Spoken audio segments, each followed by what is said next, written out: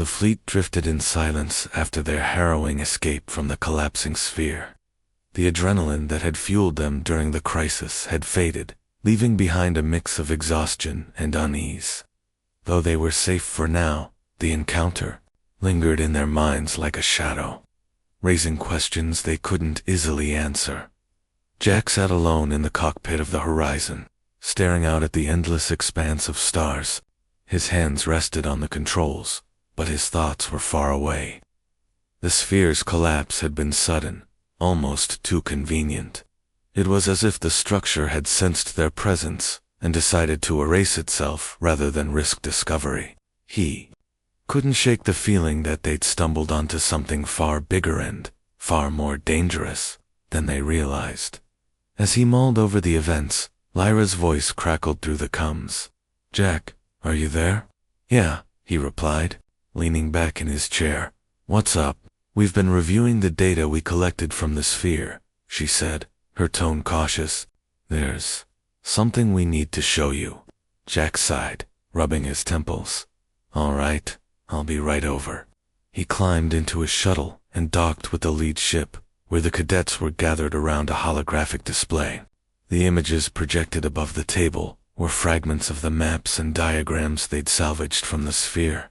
At first glance, they seemed similar to the charts they'd found earlier, but as Jack studied them more closely, subtle differences began to emerge.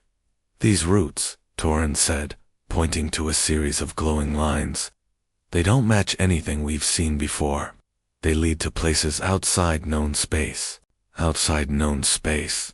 Jack echoed, frowning. "You mean uncharted territory?" "Not just uncharted," Cale interjected. "Some of these coordinates point to areas that shouldn't exist, regions where physics behave differently or not at all." Jack crossed his arms, his expression skeptical. "Sounds risky. Why would anyone map places like that?" "That's what we're trying to figure out," Lyra admitted. "But there's more." She tapped a control, and the display shifted to show a series of symbols etched into one of the walls of the sphere. "These markings, they're warnings. We think they're describing some kind of threat." "A threat?" Jack leaned closer, his curiosity piqued. "What kind of threat?" "We're not sure yet," Lyra said. "The language is complex, and our translation software can only handle so much. But it seems to refer to something ancient, something powerful enough to destroy entire civilizations." Vanna, who had been quiet until now, spoke up. "Could it be connected to the sphere? Maybe whoever built it was trying to protect themselves, or others, from whatever this threat is." "It's possible," Jack said slowly. "But if that's true, then we need to be careful. Ancient threats have a way of sticking around longer than anyone expects." Cale nodded, his face grim. "Agreed. For now, let's focus on using the maps to get us closer to Zoroth. If we stick to safer routes, we might avoid running into trouble." Jack glanced at the glowing lines again, his instincts telling him to tread carefully. "Safer routes sound good, but we can't ignore the warnings. Whatever's out there, it's big, and if we stumble into it unprepared, we won't stand a chance." The group fell silent, each lost in their own thoughts. Finally, Jack straightened up, forcing himself to focus. "All right, here's what we'll do. We'll plot a course based on the safest parts of these maps. In the meantime, I'll keep digging into the warnings. Maybe there's a way to decode them fully." The cadets agreed, and the meeting broke up. As Jack returned to the Horizon, he couldn't help but feel the weight of responsibility pressing down on him. These kids were looking to him for guidance, trusting him to lead them through dangers he barely understood himself. It was a burden he hadn't asked for, but one he couldn't walk away from. Later that evening, as the fleet drifted quietly through space, Jack decided to take a break. He rummaged through a storage compartment and pulled out an old thermos filled with kofia, rare luxury in deep space. Sipping the warm liquid, he leaned back in his chair and stared at the stars. He thought about the sphere, its mysterious maps, and the cryptic warnings etched into its walls. He also thought about the cadets, their determination, their courage, and the trust they placed in him. They weren't so different from him when he was younger, full of dreams and eager to prove themselves. But life in space had taught him hard lessons. Ones he hoped they wouldn't have to learn the same way. His musings were interrupted by a soft knock on the hatch. Turning, he saw Lyra standing there, her antennae twitching nervously. "Mind if I come in?" she asked. "Sure," Jack said, gesturing for her to enter. "What's on your mind?" Lyra hesitated, choosing her words carefully. "I wanted to thank you for everything you've done for us. Without your help, we'd still be lost or worse." Jack chuckled softly. "Don't mention it, just doing my part." "No," Lyra said firmly. "It's more than that. You could have left us out there. No one would have blamed you. But you stayed. You risked your life for strangers." Jack looked away, uncomfortable with the praise. "Let's just say I've been on the other side of that coin. When I was starting out, someone helped me when I needed it most. I guess I'm paying it forward." Lyra tilted her head, curious. "Who helped you?" Jack smiled faintly, the memory bringing both warmth and sadness. "An old captain named Ray. He took me under his wing when I didn't know which way was up. Taught me how to navigate, how to survive and how to trust my gut. Lost him a few years later, but the lessons stuck." "I see," Lyra said softly. "That must have been hard." "It was," Jack admitted. "But losing people is part of the job out here. You learn to carry it with you, not let it weigh you down." Lyra nodded, her expression thoughtful. "Do you ever miss it? Having someone to rely on, I mean?" "All the time," Jack said honestly. "But out here, you make your own family. Sometimes it's the crew you fly with. Sometimes it's the stars themselves. You find what works." They sat in companionable silence for a while, watching the galaxy stretch endlessly before them. Finally, Lyra spoke again. "Do you think we'll make it back? To Zorath, I mean?" Jack turned to her, his gaze steady. "I think we will. Not because it's easy, but because giving up isn't an option. You've got grit, kid. All of you do. That counts for a lot out here." Lyra smiled, a flicker of hope lighting up her face. "Thanks, Jack. That means a lot." As she left, Jack leaned back in his chair, sipping the last of his coffee. He knew the road ahead wouldn't be smooth, but for the first time in a long while, he felt a sense of purpose. These cadets weren't just passengers, they were a team now. And together, they stood a fighting chance against whatever lay ahead. For now, that was enough. The fleet moved steadily along the new route, plotted from the mysterious charts found aboard the derelict ship. The path was unfamiliar, weaving through regions of space that none of them had ever encountered before. Solinor's light faded behind them, replaced by the faint glow of distant stars and swirling nebulae. For a while, everything seemed calm, the hum of the engines, the soft chatter of the cadets, and the steady rhythm of Jack's fingers tapping on his console as he monitored their progress.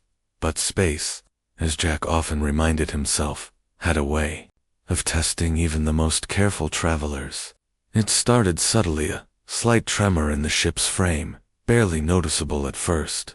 Then came the readings on the scanners, fluctuations in energy levels, strange ripples in the gravitational field, and an odd distortion in the stars ahead.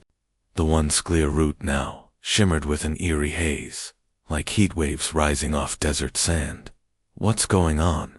Venna asked, her voice tight with concern. She was seated at her station, her eyes glued to the monitors. "These readings don't make sense." Jack leaned forward, studying the data streaming across his own screen.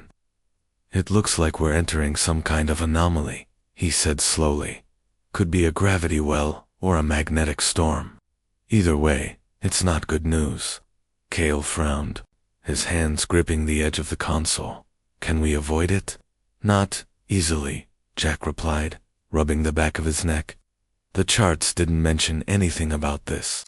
If we try to go around, We'll lose days in fuel. But if we push through, we risk damaging the ships. Lyra looked up from her station, her antennae twitching nervously. Is there another option? Jack hesitated, weighing their choices. He knew better than anyone that hesitation could cost them dearly in situations like this. We can try to ride it out, he said finally. If we stay close together and adjust our shields, we might be able to pass through without too much trouble. But everyone needs to stay sharp. One wrong move, and we're toast. The decision made, the group sprang into action. Kale relayed the plan to the rest of the fleet, ensuring all ships were aligned and ready. Torrin worked quickly to recalibrate the navigation systems, compensating for the distortions caused by the anomaly. Lyra kept a constant watch on communications, making sure they stayed connected despite the interference. Meanwhile, Venna focused on maintaining the fleet's energy levels, her hands flying over the controls as she adjusted power to critical systems. Jack guided the horizon carefully, keeping pace with the lead ship. His knuckles were white against the steering yoke as he fought to maintain control. The anomaly grew stronger as they moved deeper into it, pulling at the ships like an invisible tide. Instruments faltered, screens flickered, and the very fabric of space seemed to warp around them. This is insane, Torrin shouted over the comms, his voice strained. The gravitational pull is too strong. We're being dragged off course. Hold steady, Jack barked, his voice cutting through the chaos. Don't fight it, adjust your trajectory. Ride the current, or it'll tear you apart. The cadets followed his instructions, struggling to keep their ships stable. The fleet bucked and shuddered, tossed like leaves in a hurricane. Alarms blared throughout the cabins, warning lights flashing red. For several tense minutes, it felt as though they were fighting against the universe itself, and then, just as suddenly as it had begun, the turbulence eased. The shaking stopped, the alarms fell silent, and the haze cleared. The fleet emerged into calmer space, battered but intact. Exhausted sighs of relief echoed through the comms as the cadets assessed the damage. We made it, Venna whispered, almost unable to believe it. Her face was pale, but there was a hint of pride in her voice. Barely, Kale muttered, running a hand through his hair. He turned to Jack, his expression a mix of gratitude and frustration. That was reckless. You could have gotten us killed. Yeah, well, recklessness keeps me alive, Jack replied with a wry grin. Besides, I told you it would work. Trust me next time, and maybe I won't have to remind you. Despite his bravado, Jack felt the weight of what had just happened. He'd gambled with their lives and won, but the experience left him shaken. These kids were counting on him, and every choice he made carried consequences far greater than he'd faced alone in his travels. As the fleet regrouped, Lyra noticed something unusual on her scanner. Wait, look at this. She pointed to a cluster of readings that hadn't been there before. There's something ahead. A structure of some kind. Jack squinted at the image on her screen. It was faint, barely visible against the backdrop of stars, but unmistakably artificial. Another ship? He asked. No, Torrin said, shaking his head. It's bigger, much bigger.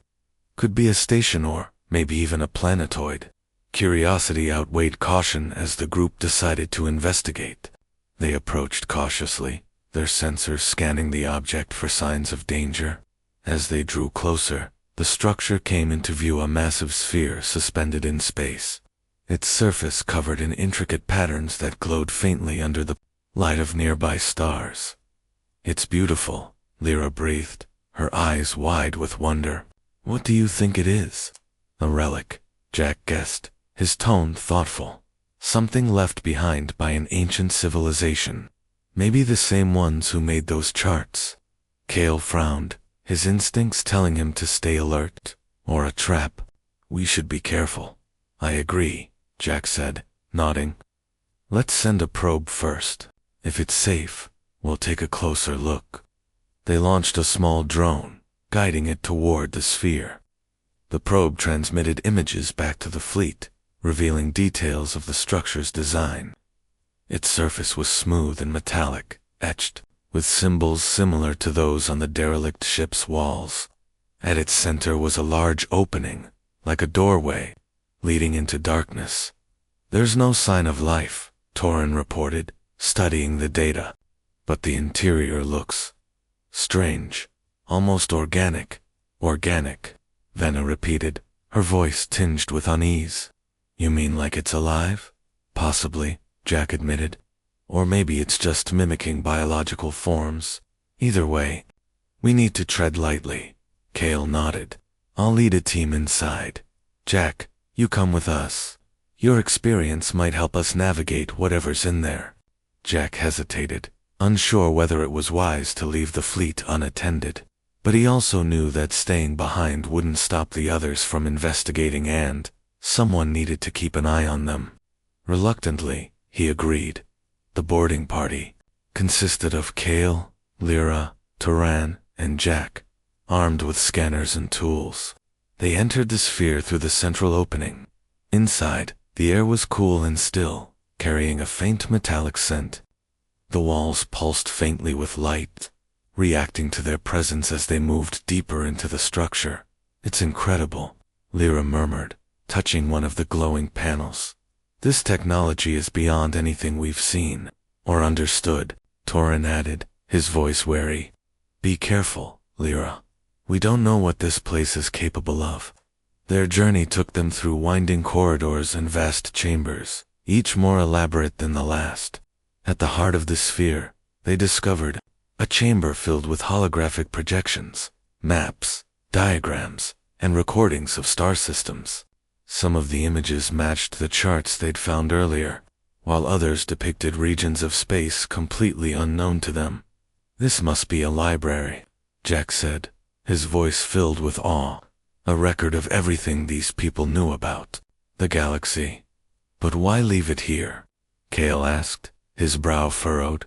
"Why abandon such valuable knowledge?" Before anyone could answer, the ground beneath them trembled slightly. The lights dimmed, then flared back to life, bathing the room in a harsh glare. A low hum filled the air, growing louder with each passing second. "We triggered something," Torin said urgently. "We need to get out of here now." The group turned to leave, but the entrance had sealed shut, trapping them inside. Panic began to rise as the hum reached a deafening pitch. Jack scanned the walls, searching for a way out. Then he spotted a panel, similar to the one Lyra had touched earlier. "Stand back," he shouted, grabbing a tool from his belt. With a swift motion, he pried the panel open, exposing a tangle of wires and circuits. Working quickly, he disabled the mechanism, causing the door to slide open with a hiss. "Go, go," Jack urged, ushering the others through. They sprinted back to the shuttle, their hearts pounding as the sphere's lights flickered wildly behind them. Once safely aboard their ships, the group watched as the sphere began to collapse in on itself, its glow fading until it vanished entirely.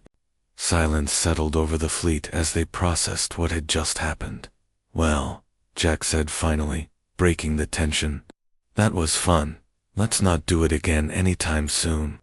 Despite the close call, the discovery gave them hope. The maps and knowledge they'd gathered might hold the key to finding their way home. And for now, that was enough to keep them moving forward. Jack's shuttle docked with a soft hiss against the side of the derelict ship. The vessel was ancient, its surface scarred by time and space debris.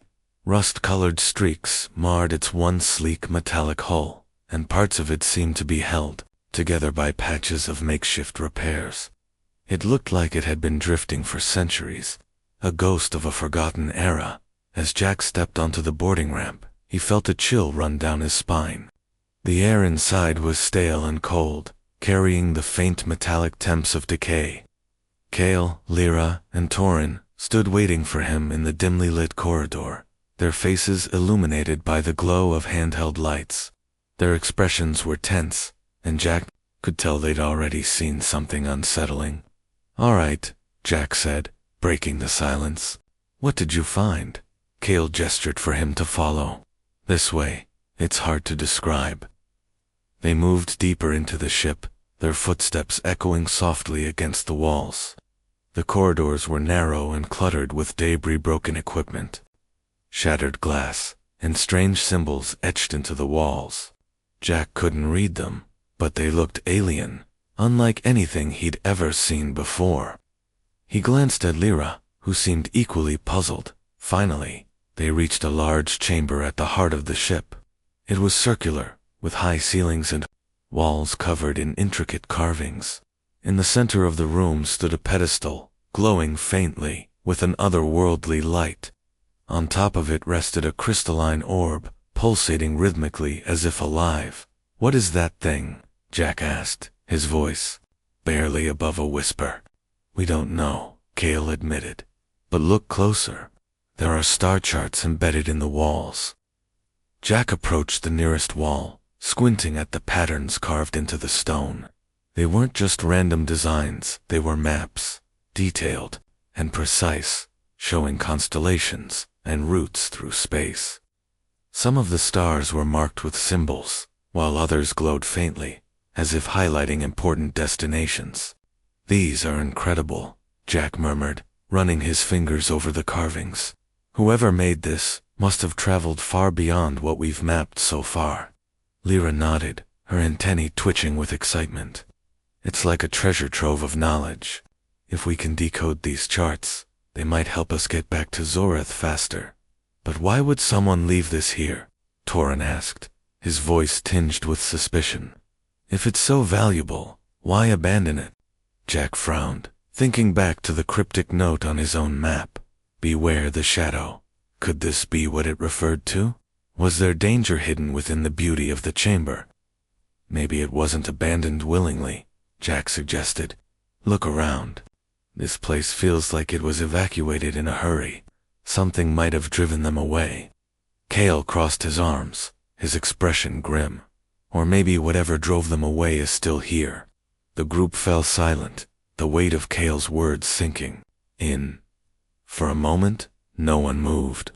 Then the orb on the pedestal pulsed brighter, emitting a low hum that resonated through the chamber. Instinctively, Jack took a step back, his hand reaching for the utility belt at his side. "Did anyone touch it?" he asked sharply. "No," Lyra replied, quickly. "We didn't even go near it." The orb pulsed again, faster this time, casting eerie shadows across the walls. Jack noticed that the carvings seemed to shift slightly under the changing light, as if responding to the orb's energy. His unease grew stronger with each passing second. "We should leave," Jack said firmly. "Whatever this thing is, it doesn't feel safe." "But we can't just walk away," Lyra protested. "These charts could save us." "And walking into a trap won't do us any good either," Jack countered. "We don't know what this orb does or what it might unleash if we mess with it." Torin stepped forward, studying the orb carefully. "It's not attacking us. Maybe it's trying to communicate. Or maybe it's luring us in," Jack shot back. "You don't survive in space by taking unnecessary risks." Cale hesitated, torn between curiosity and caution. Finally, he nodded. "Jack's right.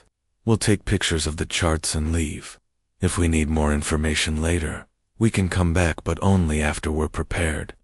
Reluctantly, Lyra and Torin agreed. They activated their scanners, capturing images of the carvings as quickly as possible. Jack kept one eye on the orb, his muscles tense and ready to act if anything went wrong. The hum grew louder, almost deafening, but nothing else happened. Once they had everything they needed, the group turned to leave. As they exited the chamber, the orb pulsed one final time, sending a wave of light rippling through the ship. The walls seemed to shudder briefly, as if the structure itself was alive and reacting to their departure. Back on the shuttle, Jack exhaled a breath he hadn't realized he'd been holding. "That was too close," he muttered. "Whatever that thing was, I'm glad we got out when we did." Cale nodded, though his expression remained troubled.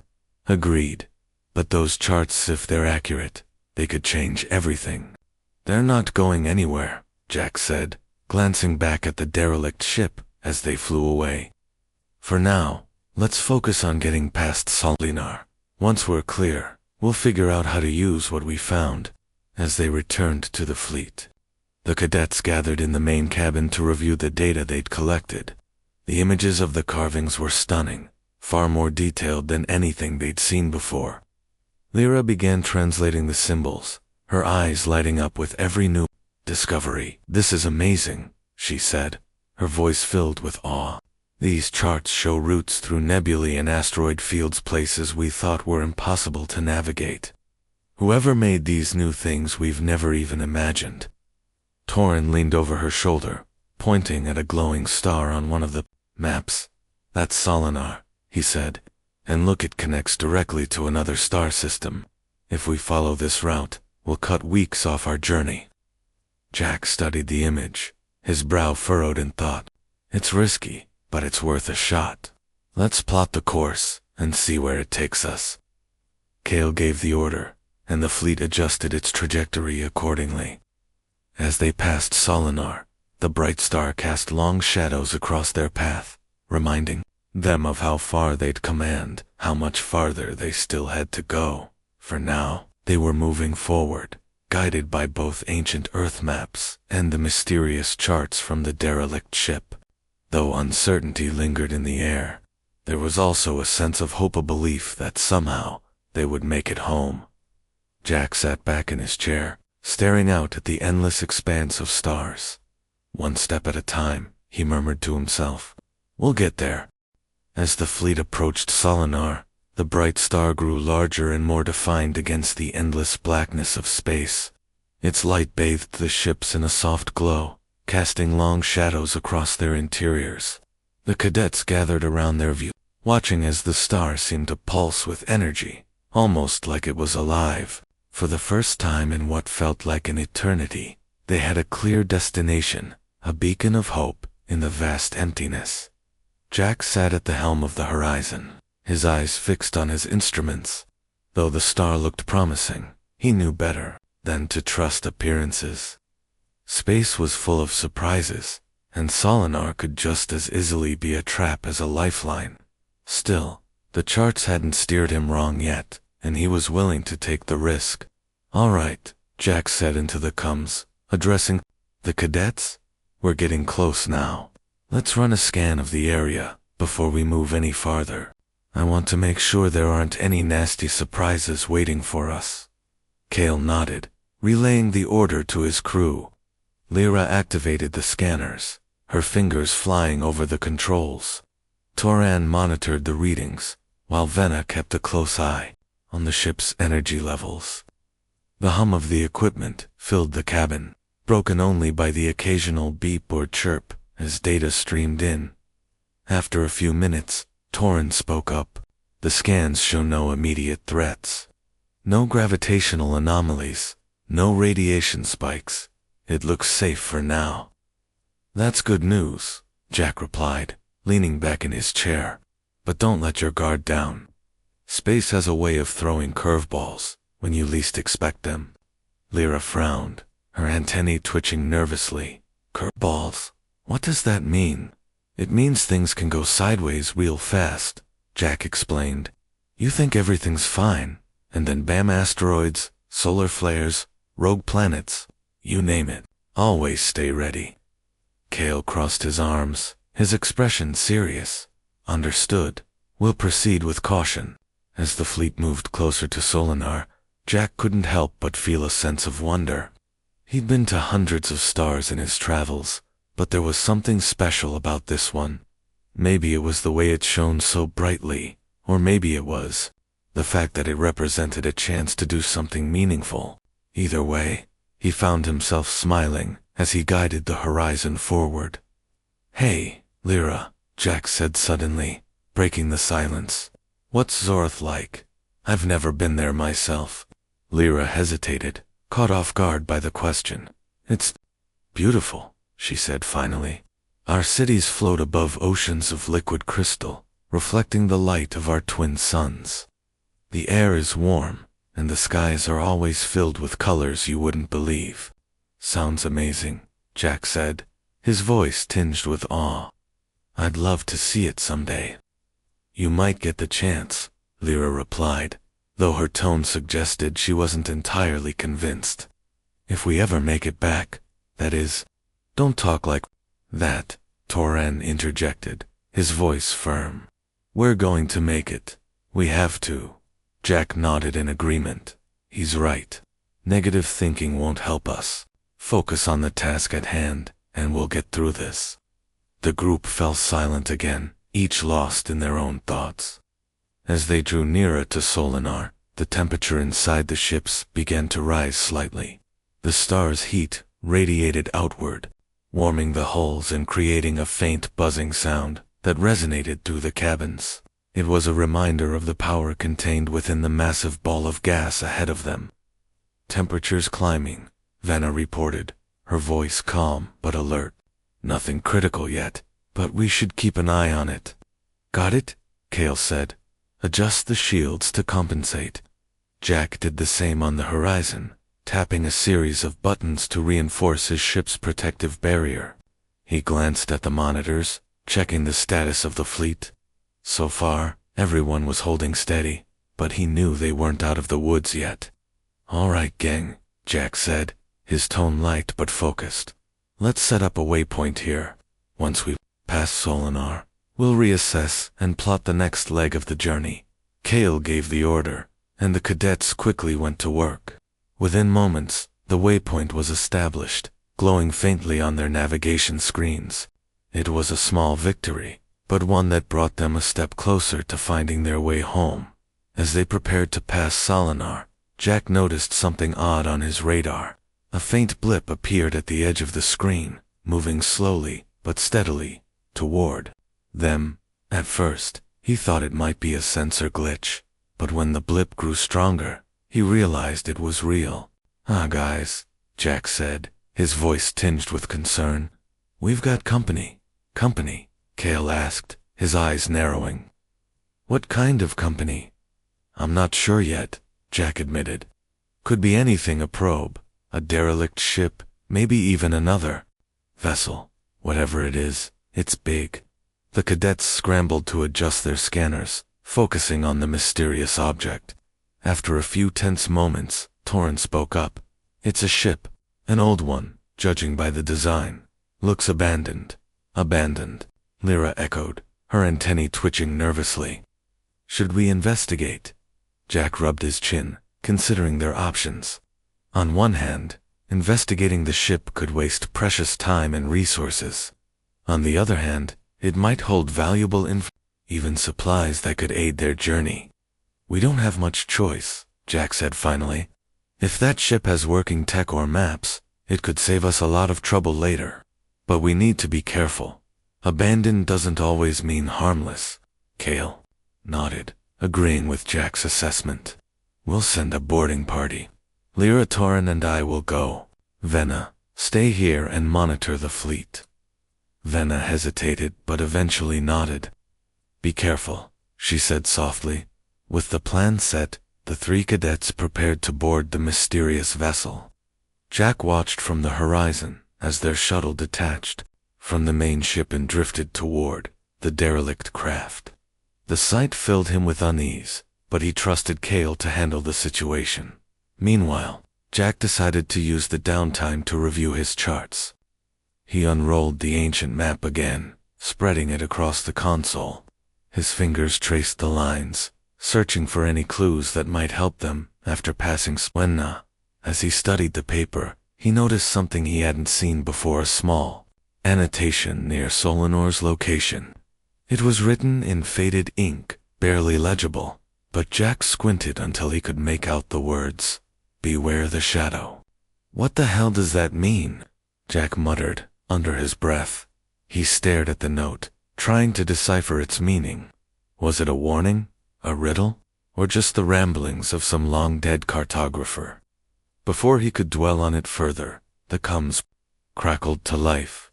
Jack, Kale's voice came through, tight with urgency. We've found something. You need to see this. Jack straightened in his seat. His curiosity piqued. What is it? It's hard to explain, Cale replied. Just ... meet us on the derelict ship. Bring your charts. I think you'll want to see this in person. Jack hesitated, unsure whether to leave his ship unattended. But something in Cale's tone told him this was important. Grabbing the rolled-up map, he secured the horizon and climbed into his shuttle. As he flew toward the derelict vessel, he couldn't shake the feeling that whatever waited inside might change everything. Jack Monroe leaned back in his chair, scratching the stubble on his chin as he studied the screen. The faces of the alien cadets stared back at him wide-eyed and uncertain, but also determined. He could see the mix of fear and hope in their expressions, and it reminded him of his own early days in space, when every decision felt like life or death.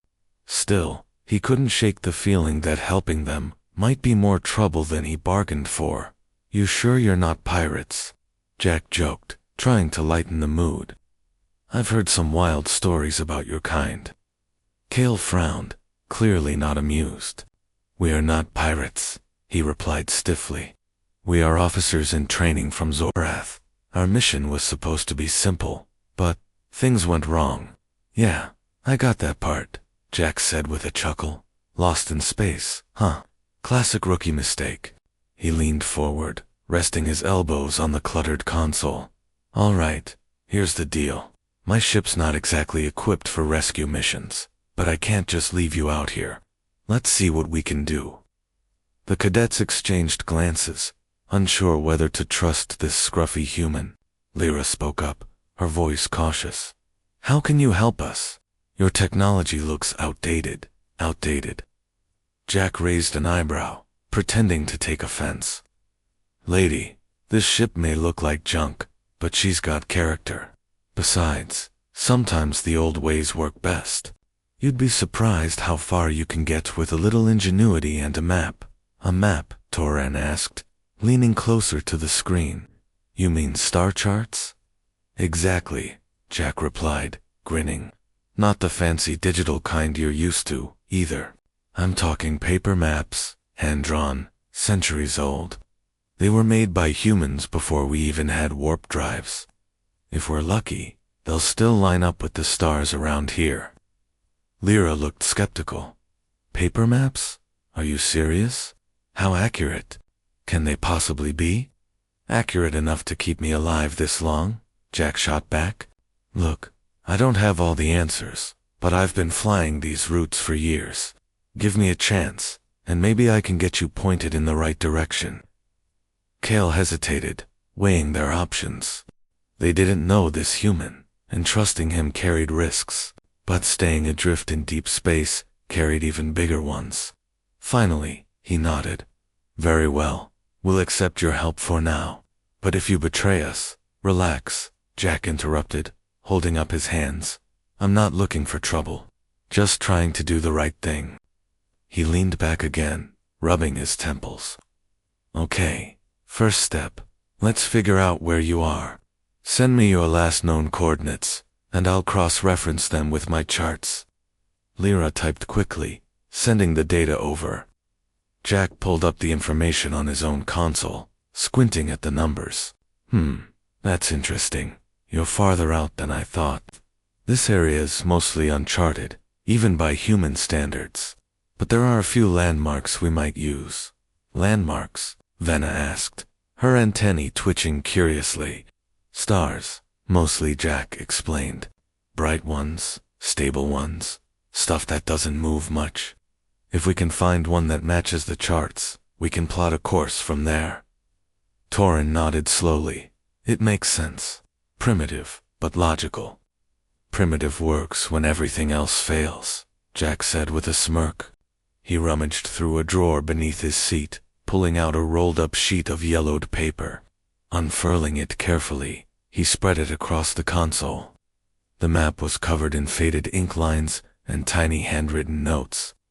To the cadets, it looked more like a piece of art than a navigational tool. This is it, Cale asked, raising an eyebrow. Yep, one of the last remaining copies of Earth's original star charts. Pretty cool, huh? Jack traced a finger along one of the lines. Now, let's see if we can match any of these stars to what's outside your window. For the next hour, the two groups worked together, comparing the ancient chart to the view from the cadets' ships. It wasn't easy. The language barrier caused confusion, and the unfamiliar constellations took time to identify. But gradually, they began to make progress. Jack pointed out key stars, explaining their significance, while Lyra translated his instructions for the others. As they worked, Jack found himself growing curious about the cadets. They were younger than he expected, barely out of training, yet they carried themselves with a quiet confidence. He admired their determination, even if their skepticism about his methods grated on him occasionally. "So," he said during a lull in the conversation, "what made you join the academy? You guys don't strike me as the type to enjoy getting lost in space." Lyra smiled faintly. "Some of us joined because it's our duty. Others," she glanced at Kale, who avoided her gaze, "had different reasons."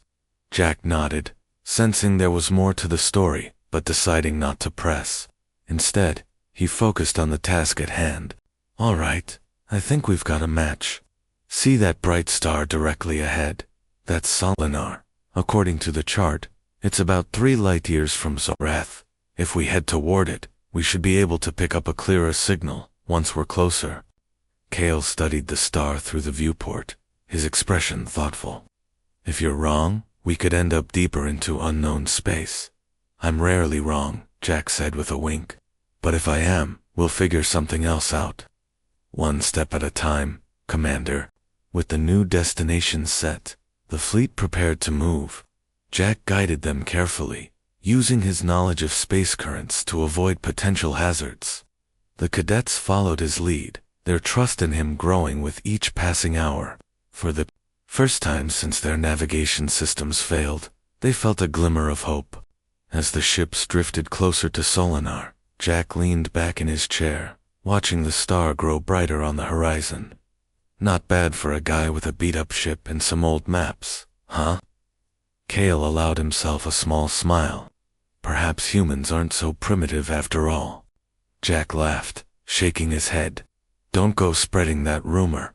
I've got a reputation to maintain." Despite the challenges ahead, the group felt a newfound sense of unity. Together, they had taken the first step toward finding their way home.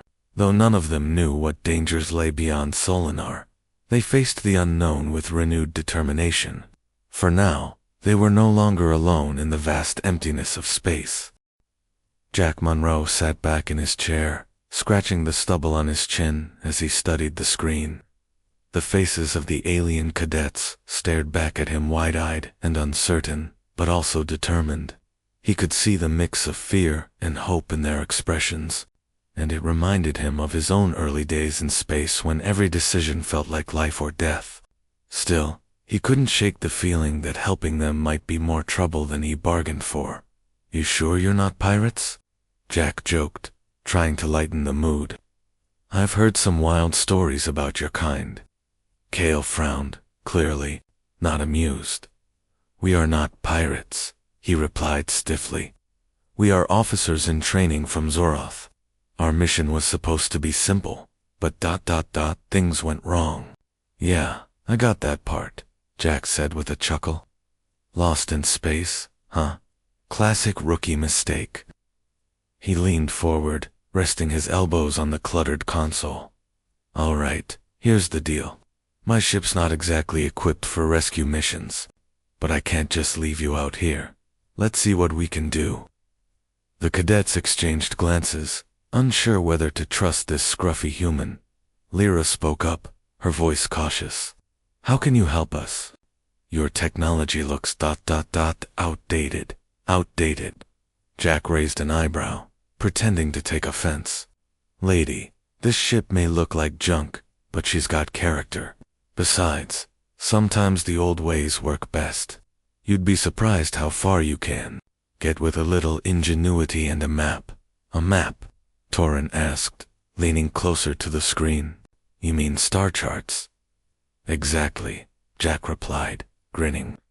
Not the fancy digital kind you're used to either.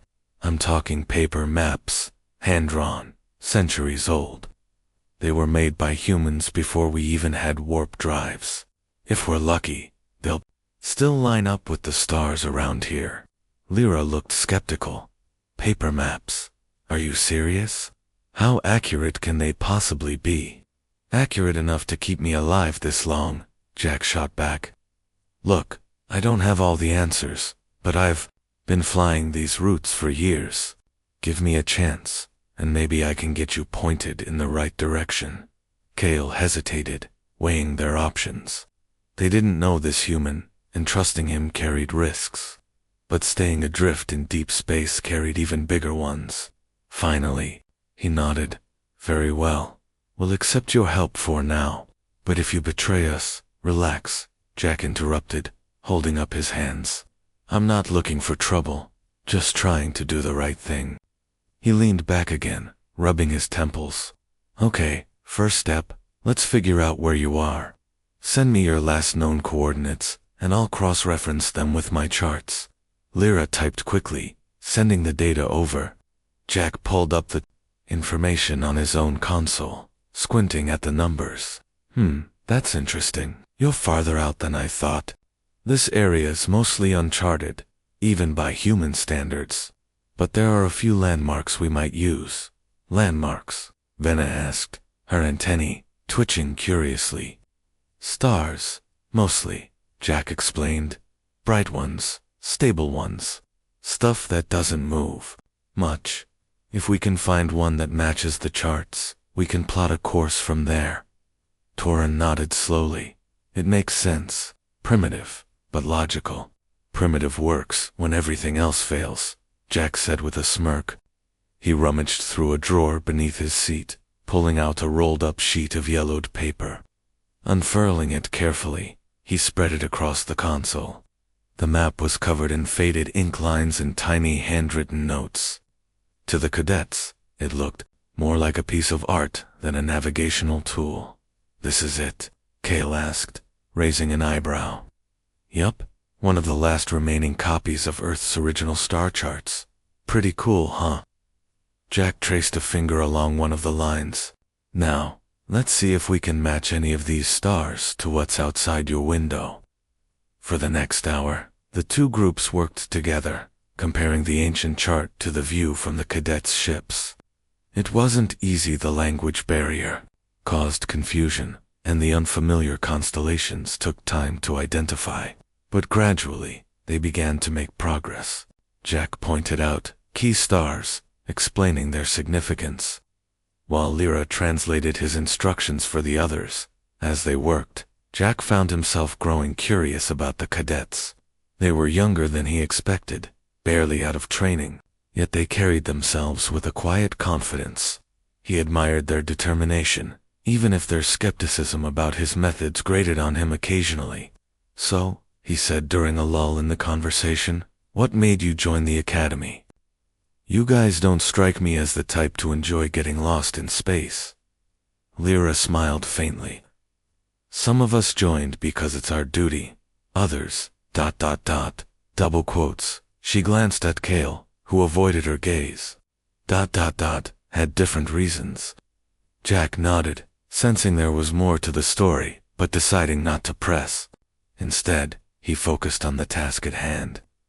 All right, I think we've got a match. See that bright star directly ahead? That's Solinar. According to the chart, it's about 3 light-years from Zorduath.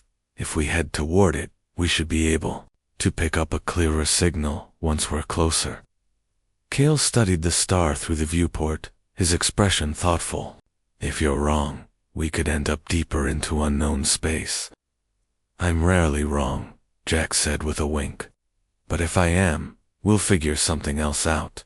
One step at a time, Commander. With the new destination set, the fleet prepared to move. Jack guided them carefully, using his knowledge of space currents to avoid potential hazards. The cadets followed his lead, their trust in him growing with each passing hour. For the first time since their navigation systems failed, they felt a glimmer of hope, As the ships drifted closer to Tylenar, Jack leaned back in his chair, watching the star grow brighter on the horizon. Not bad for a guy with a beat-up ship. And some old maps, huh? Cale allowed himself a small smile. Perhaps humans aren't so primitive after all. Jack laughed, shaking his head. Don't go spreading that rumor. I've got a reputation to maintain. Despite the challenges ahead, the group felt a newfound sense of unity. Together, they had taken the first step toward finding their way home.